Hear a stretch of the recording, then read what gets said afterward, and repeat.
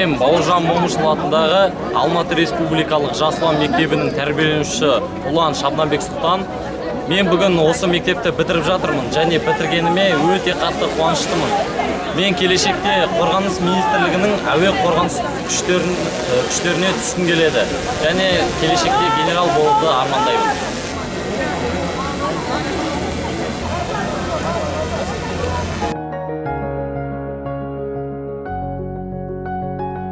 Соны Қарағанды қаласынан Арқаның төсінен немерем Мансұрымның осы оқу бітіріп, осы әскери мектепте бітіріп атқан Бауыржан Момышұлы атамыздың осы мейрамына келіп тұрмын. Өмір жолына қадам басқан. Өмір жолы ақ болсын.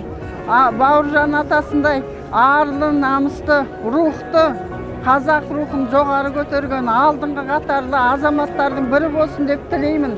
Барлық бітірушілерге ақ жол тілеймін. Өмір жолдары ашық, жолдары ашық, әрқашанда өмірдегі бар жақсылық осы балаларға келіп тұрсын. Баламның өмір жолы ашық болсын, немеремнің.